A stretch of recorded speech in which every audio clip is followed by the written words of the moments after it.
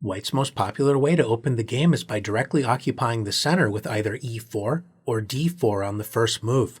If White wants to explore other options, the English is one of the most trusted, solid alternatives. We reach the strategically complex opening by starting the game with c4. Turning the game into the English opening, White controls the d5 square and typically prepares a light-squared strategy with knight c3, g3, and bishop g2, increasing control over the central d5 and e4 squares. The English should not be viewed as a simple sideline. It's a rich opening with a wealth of strategic as well as dynamic ideas to explore. Let's take a look at some of the basic ideas, starting with Black's most principled response, e5. Occupying the center, creating a mirror image of the razor-sharp Sicilian defense if White opens the game with e4 and Black replies with c5. In this way, White can be said to be playing a Sicilian defense up a tempo. Although this may suggest the play will become quite sharp, which is possible, White can also use this extra tempo to steer the game toward more positional waters typical of the English opening. Increasing control over the central light squares with knight c3 is a popular option, and White may also prepare to develop the light-squared bishop with g3, preparing to meet the natural knight f6 with bishop g2. White's light-squared bishop is an important piece in the English, supporting both the center as well as adding pressure against Black's queenside. We reach a critical moment in the English. Black must decide how to handle the central struggle based upon the d-pawn. Striking in the center with d5 creates a reversed open Sicilian type of position, which we'll later examine. The d-pawn may also be used to support the center by playing a future d6. One typical plan is to develop the other knight with knight c6. White's strategy to control the central light squares continues with knight c3, joining the c4 pawn and light-squared bishop and adding a third defender of the d5 square. Black's dark-squared bishop has two important squares to consider. Bishop b4 adds pressure against White's knight on c3, when White has to decide whether to allow bishop takes c3, gaining the bishop pair, but accepting a slightly compromised pawn structure in the process. In this case, White may continue with knight f3, simply continuing to develop while fighting for central control. On the other hand, the knight may leap into the center with knight d5, confronting Black's dark-squared bishop. In this case, Black may respond with bishop c5, increasing pressure against White's kingside, leading to a complex positional struggle. Bishop b4 is a popular choice to examine, and Black may also consider the straightforward bishop c5, adding pressure against White's kingside while preparing kingside castling. White's knight on g1 has two important paths to consider in order to enter the game. Playing e3, followed by knight g to e2 is an interesting idea we'll later examine, preparing to strike in the center with d4. The most direct path is to play knight f3, adding pressure against the e5 pawn while preparing to castle. Black should not be too eager to lunge the pawn forward with e4, as this is well met by knight g5, attacking the e4 pawn and revealing the light-squared bishop as a third attacker against this overly zealous pawn. Black is unable to maintain this premature claim of central space. Instead of advancing the e-pawn, Black can build a solid pawn chain with d6, supporting the e5 pawn while liberating the light-squared bishop.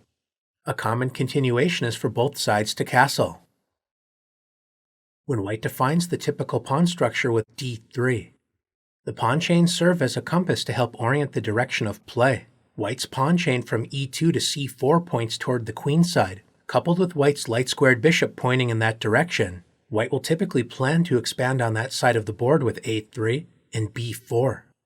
Black's pawn chain from c7 to e5 points toward the kingside, so coupled with Black's bishops pointing in that direction, this may prove to be a desirable area of the board to play. Of course, this is only a useful guideline and should not serve as an absolute direction of play. Grandmaster Michael Adams played the typical a6, supporting the b5 square while extending the dark square diagonal for Black's bishop, creating an important escape square on a7 if necessary. His opponent, Grandmaster Magnus Carlsen, continued with the typical English strategy of queenside expansion with a3. Anticipating b4, Black decided to tuck his bishop away on a7. It's important for White not to forget that this bishop still exerts important influence against the kingside. White expanded on the queenside with b4, when Black centralized his bishop with bishop e6. Contemplating the d5 pawn break would prove unwise if White is able to respond with knight g5, attacking the bishop while revealing the light-squared bishop's pressure against the d5 pawn. On the other hand, black may have no immediate intention of playing d5 and may be prepared to play queen d7, centralizing the queen, also creating a queen-bishop battery pointing toward white's kingside. Bishop b2 is one sensible choice, and Grandmaster Carlsen decided to play knight d2, revealing the light-squared bishop's pressure down the long diagonal. Now that white's knight is no longer able to meet d5 with knight g5, d5 is an interesting pawn break to explore. White was not afraid of this option, as c takes d5 opens up the c-file, which may later be utilized by a rook. And it also prepares the possible option of knight c4, adding pressure against black's central e5 pawn. It's also possible to prepare the d5 pawn break with knight e7, with c6 and d5 to follow. Playing knight e7 immediately would hang the b7 pawn, so Grandmaster Adams supported it with rook b8. The rook is pleased to vacate the long diagonal, avoiding the dangerous glare of the light-squared bishop. The game continued with rook b1, supporting a possible b5 pawn break, when black continued with knight e7.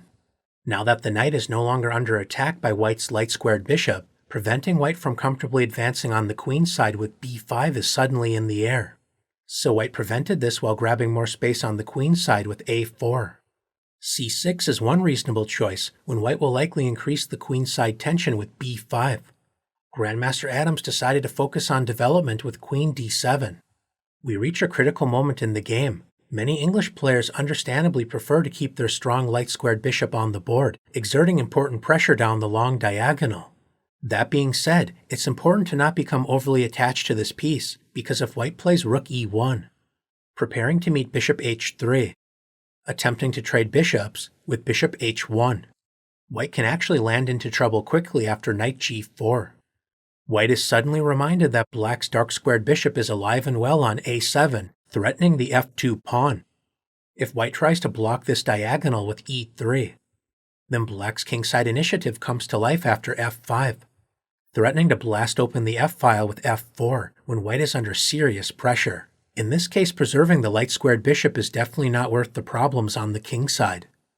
Grandmaster Carlsen was not afraid to allow black to spend time in order to exchange light-squared bishops, so he continued with b5, invading black's territory while also clearing the path for white's dark-squared bishop to enter the game.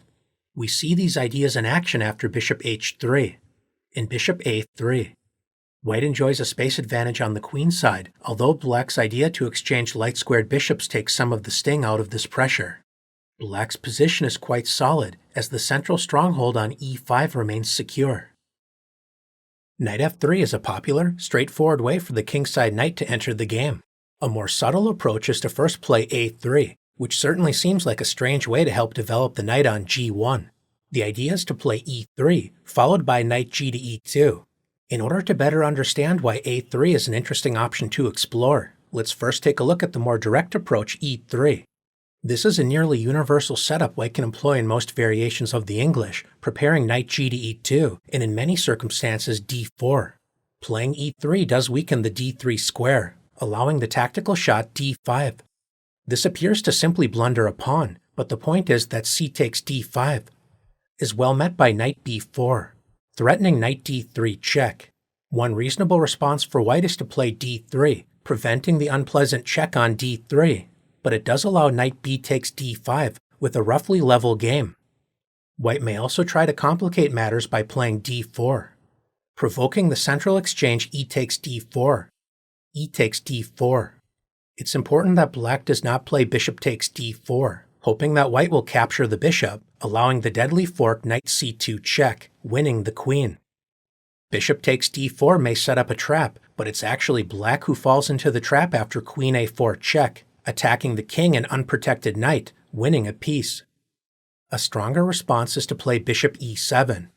White should not be overly focused on trying to protect the extra d5 pawn, as moves like bishop f5 are in the air, preparing unpleasant threats such as knight c2 and knight d3 check. White may continue with knight g to e2, allowing black to regain the pawn. This is a perfectly playable option as long as white is comfortable playing with an isolated queen's pawn. There is plenty of play in the position, but some players prefer to avoid opening the game and clarifying the structure so quickly. Playing the immediate e3 is certainly worth exploring, although black appears to gain a good game after d5. An interesting way to prepare this move is by first playing a3. This helps prepare e3, as black cannot rely upon d5, followed by knight b4. a3 is also a useful move to prepare queenside expansion with b4. It's possible to discourage this plan with a5, but this does weaken the b5 square, and white may still be able to achieve an eventual b4 with proper preparation. A more flexible choice is to play in the style of Grandmaster Michael Adams with a6, creating the familiar escape square on a7 if necessary. His opponent, Grandmaster Viktor Lasniczka, continued with e3. When after black castled, we see the kingside knight enter the action from the e2 square. The knight is a bit less active than it was on f3, but in this case the light-squared bishop enjoys greater freedom on the long diagonal. Grandmaster Adams continued with the typical d6, supporting the center while liberating the light-squared bishop. White has a variety of options to explore, including b4 and castling kingside, but white decided to play the prophylactic h3, discouraging bishop g4 as white prepares the central pawn break d4. In some cases, white may even consider g4 and knight g3, eyeing the enemy f5 and h5 squares, but continuing to weaken the king side is not a decision to take lightly. Grandmaster Adams continued with bishop a7, but let's first understand why black wouldn't activate the light-squared bishop with bishop e6. This appears to be a strong move, activating the bishop while attacking the c4 pawn. But now the light-squared bishop and knight on c6 are suddenly in forking distance of a pawn. Instead of defending c4 directly, white has the strong tactical shot, d4, attacking the dark-squared bishop, so after e takes d4, the dark-squared bishop cannot both retreat to safety as well as prevent the deadly fork d5. So after bishop a7, white simply wins a piece with d5, forking the bishop and knight, an instructive tactical resource to keep in mind. The dark-squared bishop is vulnerable to both d4 and b4, so black spends a tempo to secure this piece with bishop a7. White is preparing to strike in the center with d4, possibly opening the center, so this is a good signal for white to castle. Now that the bishop is on a7, no longer vulnerable to a d4 shot, attacking the c4 pawn with bishop e6 is possible, when white may respond with b3 or knight d5, interesting options worth considering. In the game, Grandmaster Adams decided to centralize his rook with rook e8, when white completed his plan of central expansion with d4. In the game, black decided to play h6 before playing e takes d4. It was also possible to play e takes d4 immediately, when after e takes d4, opening up a path for the dark-squared bishop, black can secure the g5 square with h6, eliminating any possible bishop g5 ideas, while also creating a potential escape square for the light-squared bishop after bishop f5, opening up the h7 square if necessary. White is in no rush to play d5, gaining a tempo against the knight but also revealing the dark-squared bishop's pressure down the diagonal. This also opens up the e5 square for black's knight, attacking the c4 pawn.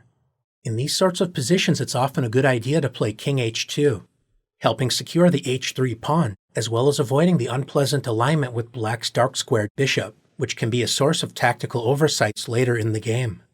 White is prepared to expand on the queen side with b4 and decide whether the bishop is best placed on b2, e3, or f4. Black may consider knight e7, clearing the path for c6, and if allowed, d5, fighting for central space. The position remains roughly balanced, but this is a typical English position in which all of the pieces remain on the board, with only a single pawn exchange so far, leading to a rich middle game struggle. So far, we've examined black's solid approach of reinforcing the center with an eventual d6, typically after the dark-squared bishop has entered the action so as not to interfere with its scope. A more ambitious approach is to use this pawn to strike in the center with d5.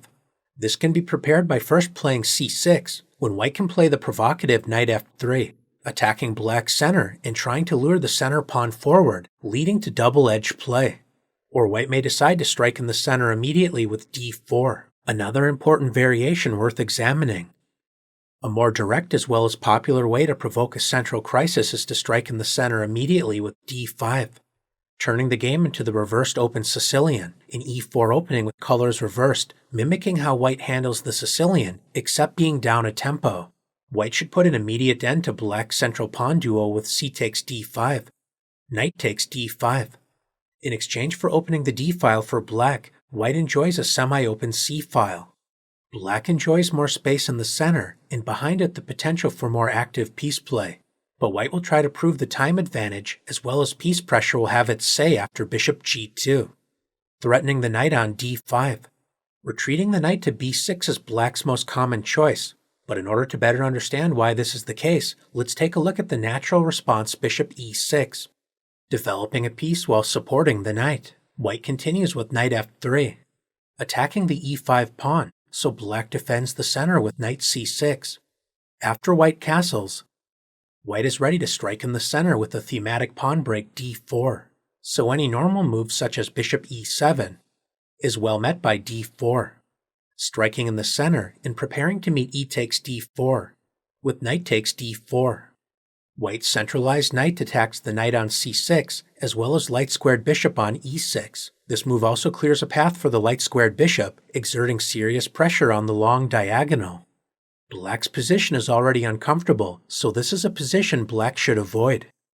Since d4 is a positional threat, what happens if black tries to discourage this pawn break with bishop c5?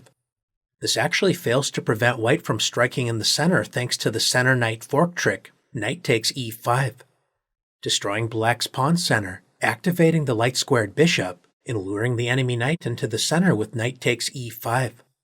When white is once again able to strike in the center with d4, forking the bishop and knight with an excellent game for white. The natural bishop e6 allows white to prepare a well-timed pawn break with d4, leading to a comfortable game for white. Now we can better understand why black's main response is knight b6, moving the threatened knight to safety while revealing the queen's protection of the d4 square. A popular continuation is knight f3, threatening black's center while also preparing a possible central pawn break with d4. So black decides to respond to both of these ideas with knight c6. White typically remains flexible with the central pawns by castling.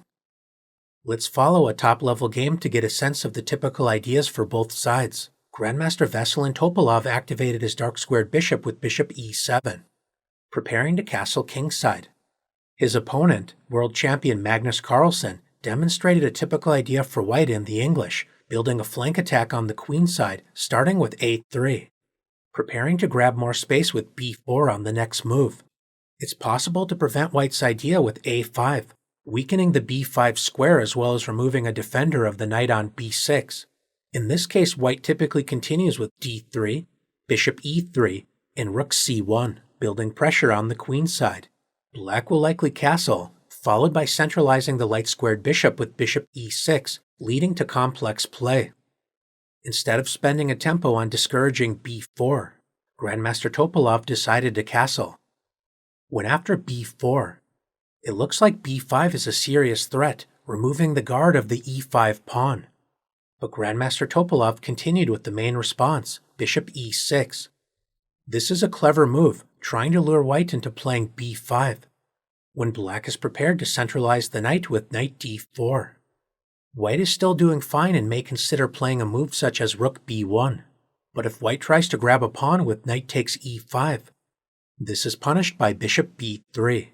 Suddenly white's queen is short of squares, and unlike with the rook on b1, when white can respond with rook takes b3, white's queen is forced to the e1 square, allowing black to play the powerful knight c2, forking the queen and rook with a completely crushing position. Instead of playing b5 immediately, Grandmaster Carlsen calmly played rook b1, supporting the b4 pawn while eliminating any knight d4 tricks as the rook protects the b3 square. This means that white is actually threatening b5, preparing to win the e5 pawn on the next move. With this in mind, black reinforces the center with f6, securing the e5 square, preparing to meet b5, by once again centralizing the knight with knight d4. Trading knights allows black to control more space with e takes d4, gaining a tempo against the knight on c3. Once the knight moves, black will continue with bishop d5, centralizing the bishop while trying to neutralize white's light-squared bishop. We once again see the value of the rook on b1, preventing any bishop b3 tricks, so white evicts the invading knight with e3. Initiating the exchange, knight takes f3 check. Bishop takes f3. The light-squared bishop makes its presence known, attacking the sensitive b7 pawn. One interesting option to explore is queen c8, defending the pawn on b7, creating a queen-bishop battery pointing toward white's kingside, and this also clears the d8 square for black's rook, aligning with the enemy queen. In the game, Grandmaster Topalov decided to defend the pawn with rook b8, when Magnus advanced in the center with d4. Not minding an exchange of pawns with e takes d4, e takes d4, accepting an isolated queen's pawn, but opening up a path for the dark-squared bishop, as well as opening up the e-file for white's rook. White is prepared to grab more space on the queen side with a4, and possibly gain a tempo against the knight with a5. In the game, black decided to support the e5 pawn with bishop d6, and another interesting idea is to play queen d7, connecting the rooks on the back rank while activating the queen. White's position may be slightly more comfortable to play, but black is certainly not without resources as well. e5 is black's most critical response to the English, directly occupying the center, challenging white's overall strategy to control the center from a distance. It's worth noting that if black is willing to face the queen's gambit, then we may see e6, crossing white's plan to dominate the central light squares, preparing to meet knight c3, with d5. Striking in the center, when white will likely transpose into the queen's gambit declined after d4, transposing into one of the more solid openings after white opens the game with d4 on the first move. Another interesting way to fight for control over the central light squares is with c6, limiting the scope of white's light-squared bishop if white continues with g3 and bishop g2. White may decide to respond with e4, transposing into the Caro-Kann after d5, one of the more solid defenses against e4 on the first move. Just like playing against e6 on the first move, white may decide to play the flexible knight f3. When after d5, white has several interesting choices. d4 transposes into a Slav or semi-Slav defense. g3 or b3 turns the game into the ready opening, a close relative to the English, which is a subject of another video. The main point to keep in mind is that the English isn't fully an independent opening system, so a willingness to learn the ready or Queen's Gambit positions will strengthen your understanding, as well as overall ability to play the English as white. We conclude our initial journey in the English opening with black's symmetrical response c5. Instead of trying to immediately imbalance the game like e5 on the first move, this symmetrical approach is a solid alternative, allowing white to provide more information before committing to a particular setup. Just like the e5 lines, we are merely scratching the surface of this fascinating variation, as there are so many different approaches to consider. White can explore knight f3, preparing a quick central strike with d4, with or without the inclusion of e3. Let's see what happens when both sides continue to play in a symmetrical manner with knight c3, knight c6, g3, and g6. The kingside bishops exert their influence over the long diagonals with bishop g2 and bishop g7. We maintain a symmetrical position, but this does not mean that both sides are content with a lifeless draw. It is true that both sides may continue to play in a symmetrical fashion when the positions may become a bit dry. For example, e3 may be met by e6, but black may decide to break the symmetry with e5. Another example of breaking the symmetry can be found after a3. This can be a tricky move if black isn't careful. White is preparing queenside expansion with the well-timed b4. The symmetrical approach with a6 is certainly possible, but just one of several interesting ways to imbalance the game is by playing e6, preparing the straightforward plan of knight g to e7, castle kingside, and likely strike in the center with d5. White may prepare b4 by playing rook b1, but a tricky option to explore is playing b4 immediately. White is willing to sacrifice a pawn after c takes b4, a takes b4, and knight takes b4. This is not a pawn sacrifice black should want to accept. Not only does white's rook enjoy great activity on the a file, the move e6 weakened the a3 to f8 diagonal, so white can exploit this weakness with bishop a3. You know it's a bad sign if one of black's best moves is bishop f8, trying to protect the knight. a5 simply doesn't work after white captures the knight, revealing the rook's pin against the a5 pawn. And after the natural knight c6, white has the powerful shot knight b5, threatening knight d6 check when black's position is in serious trouble. Bishop f8 is well met by bishop d6, threatening knight c7 check. And even bishop b2 is a reasonable reply, taking advantage of the weak and long dark squared diagonal. If black tries to grab the rook with bishop takes a1, white's dark square dominance decides the game with knight d6 check. When after king f8, instead of knight takes c8, discovering the bishop's check against the enemy king, certainly a strong move, white can also play the patient queen takes a1, capturing the bishop while threatening the rook in the corner. In addition to the hanging rook on h8, knight takes c8 check is still a deadly resource, so black's position is simply falling apart. Accepting the pawn sacrifice with c takes b4 is not a wise decision, but since white decided to play this aggressive flank attack with the rook still on a1, black has the strong resource knight takes b4.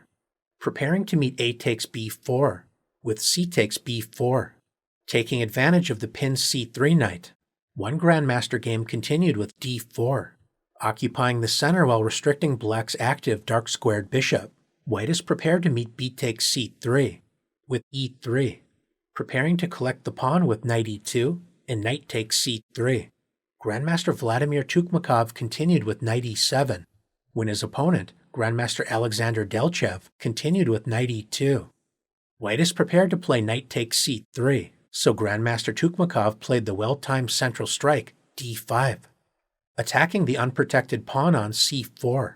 Knight takes c3 is a reasonable choice, preparing to meet d takes c4 with queen a4 check. Grandmaster Delchev decided to play the more combative c takes d5, preparing to meet knight takes d5, supporting the c3 pawn with bishop a3, preventing black from castling for the time being.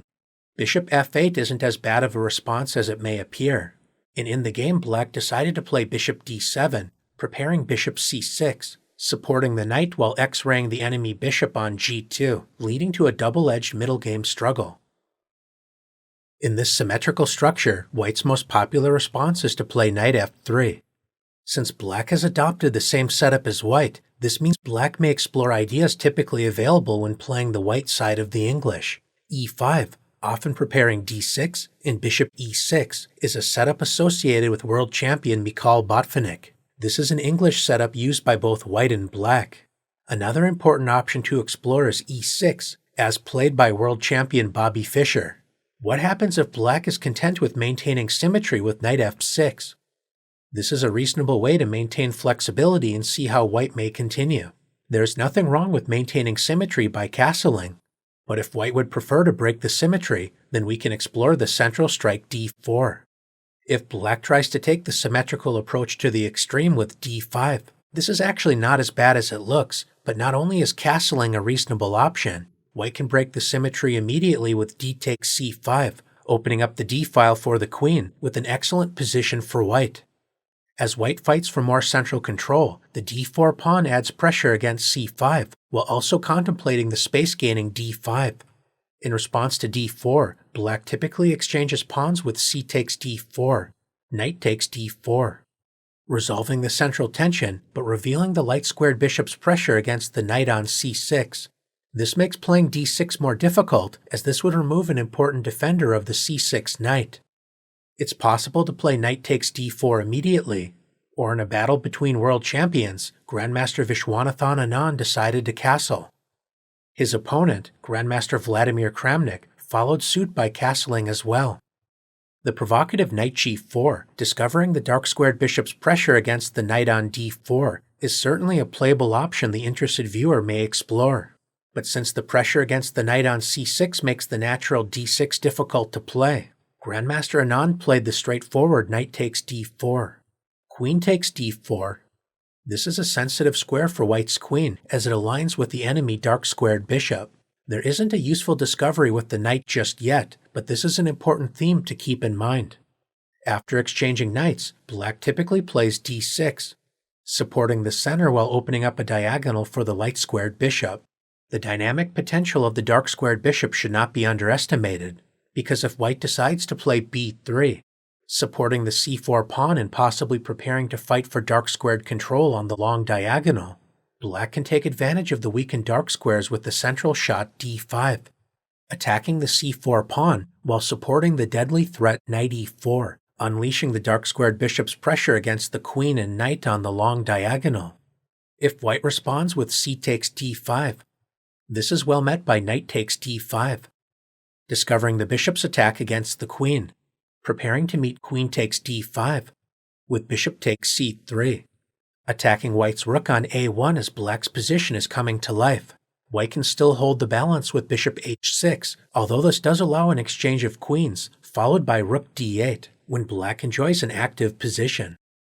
Grandmaster Kramnik resolved the unpleasant alignment between white's queen and the enemy dark-squared bishop by playing queen d3, vacating the long dark-squared diagonal while still supporting the center, attacking the queen with bishop f5, provoking e4, restricting the light-squared bishop, before playing bishop e6 is an interesting option. And it's also possible to play like Grandmaster Anand with bishop e6, adding pressure against the c4 pawn and offering a sacrifice on b7. If white decides to accept this pawn sacrifice with bishop takes b7, black is prepared to respond with rook b8, taking advantage of the newly opened b-file, followed by queen a5, connecting the rooks on the back rank, building active counterplay against white's queenside.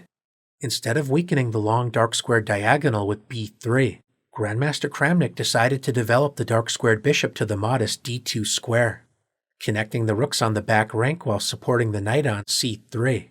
The bishop may even find a moment to use the c3 square at some point, fighting for control over the long diagonal.